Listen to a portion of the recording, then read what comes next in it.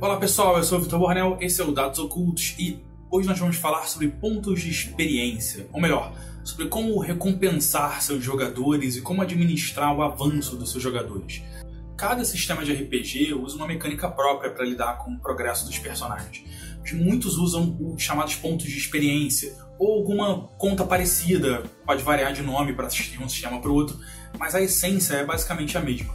Tem exceções, alguns sistemas usam progressos na história para avançar os personagens, outros, como o chamado de Cthulhu, usam os testes de avanço. Você usa uma característica e você pode fazer um teste para avançar a habilidade nessa característica depois. Mas a maioria, em essência, vai usar os pontos de experiência ou uma variação dessa ideia, né?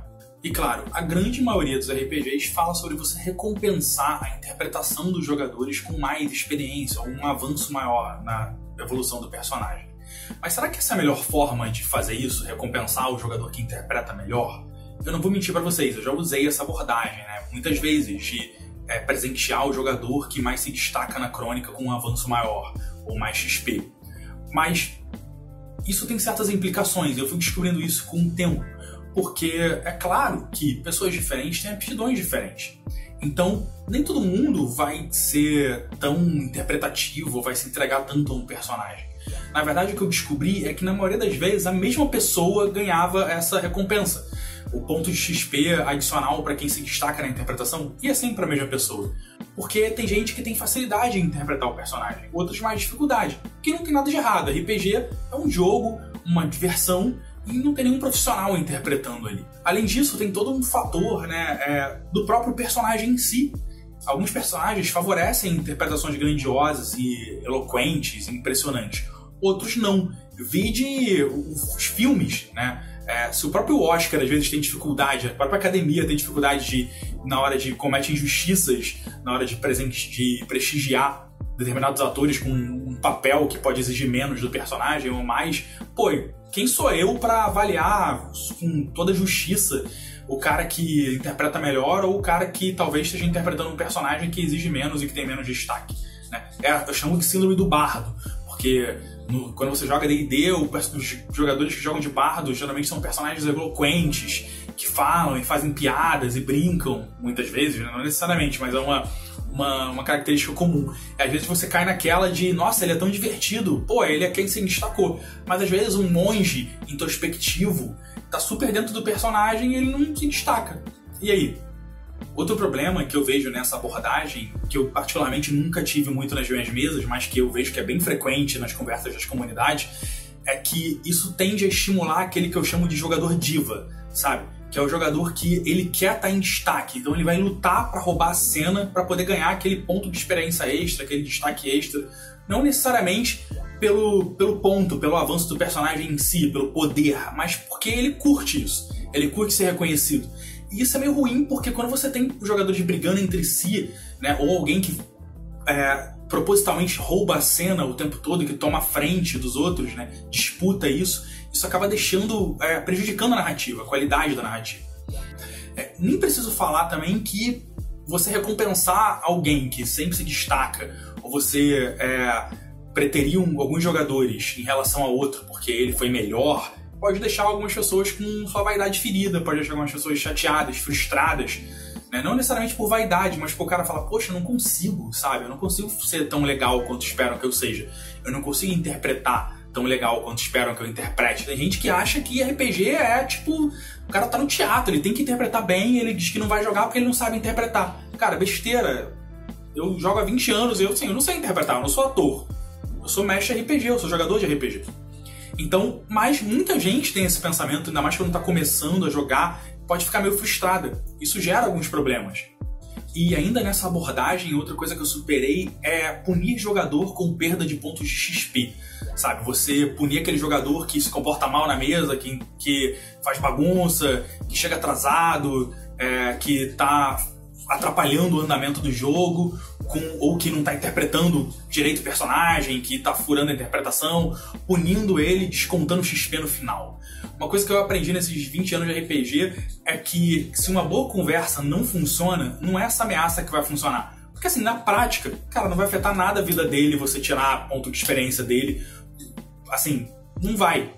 Não vai. Então, se você conversar com o seu jogador e bater um papo, explicar, cara, pô, vamos, você tá prejudicando a experiência dos outros jogadores, você vai receber mais da mesa se você tiver uma outra abordagem, pô, toma cuidado pra chegar no horário, entendeu? Se essa é uma conversa simples não funcionar, não vai ser isso que vai funcionar. Não vai ser punir o jogador com ponto de XP que vai funcionar.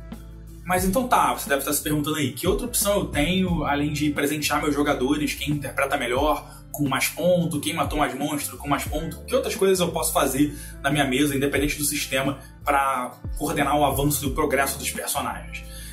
Hoje em dia, os sistemas mais modernos têm usado cada vez mecanismos mais de acordo com a ficção para lidar com o avanço dos personagens. O que eu quero dizer com isso? Vou dar o exemplo do D&D 5, que é um dos sistemas mais jogados, talvez um dos mais tradicionais. O próprio D&D, que é mega tradicional, ele hoje em dia tem o sistema de milestone, que é o quê? Você avançar os personagens avançarem de nível num ponto específico da história. Tem inclusive as aventuras oficiais, muitas delas são compostas assim. Os monstros têm XP, você pode dar XP pelos monstros e tal, mas você também pode ignorar isso e você estabelecer marcos na história, na trama, coisa que você vai contar, eventos que vão fazer o grupo avançar de nível como um todo. Ou seja, o avanço de nível está todo relacionado à ficção. Atrelar o avanço dos personagens à ficção é muito comum em RPGs Powered by the Apocalypse. Em Cult, por exemplo, no final de cada sessão, a mestra do jogo ela faz perguntas para os jogadores e as respostas dessas perguntas elas vão dar pontos de XP, né, pontos de experiência. Perguntas como, por exemplo, descobrimos algo novo sobre a verdade? Eu estou dando uma colada aqui. Aprendemos algo novo sobre nossos personagens? Nós nos desafiamos? Cada sim para uma resposta dessa em Cult vai render um ponto de experiência que vai ser usado para comprar os avanços do personagem, né, de acordo com o arquétipo que cada personagem tem. Além disso, tem os ganchos dramáticos, que é outra coisa bem interessante do Cult, e também existe em outros RPGs nesse estilo, que são são marcos da história do seu personagem, que o próprio jogador vai criar, vai com o mestre do jogo, coisas importantes para ele, que quando ele alcançar na história ele vai ganhar pontos de experiência para aquela sessão. Talvez descobrir algum fato novo sobre o passado dele, talvez descobrir uma pista para chegar mais perto do inimigo, do vilão da história, né? Isso dependendo da ambientação. E não só em Cult, por exemplo, um outro RPG que também usa um sistema bem interessante, parecido é Sétimo Mar, em que os jogadores criam para os seus personagens histórias pessoais que, quando eles alcançam determinados pontos dessas histórias que eles já predefinem antes, eles ganham progressos pro personagem. Pode ser uma vantagem nova, pode ser um ponto a mais num atributo, né? Isso tudo é muito legal porque isso divide a responsabilidade do progresso dos personagens com seus jogadores. Torna eles uma parte disso, sabe? Então, torna essa experiência muito mais pessoal, desse envolvimento com os personagens. Não fica só uma coisa, o seu próprio julgamento como narrador, como mestre, chegar e definir o quanto o seu jogador ganha ali de XP, né? O quanto ele avança com o seu personagem. Aumentar o envolvimento dos jogadores com os personagens é positivo para qualquer mesa de jogo. Sempre vai potencializar a interpretação e a diversão na mesa. E digo mais, essas ideias podem ser usadas em qualquer sistema. Conversa com seus jogadores, né? Pergunta para eles o que eles acharam da sessão, o que eles acharam que foi relevante para o personagem deles, o quão mais perto os personagens deles chegaram nos próprios objetivos, o quão vocês acham que usaram suas habilidades e avançaram no uso de suas habilidades, se tornaram mais experientes. Né? A partir dessas perguntas, você pode dar a sua premiação, você pode dar o seu avanço, o seu XP. Isso vai depender, claro, de cada sistema. Cada um vai ter uma mecânica diferente. Mas o princípio de fazer os jogadores participarem dessas decisões é universal. Você pode usar isso em qualquer sistema, ou praticamente qualquer sistema.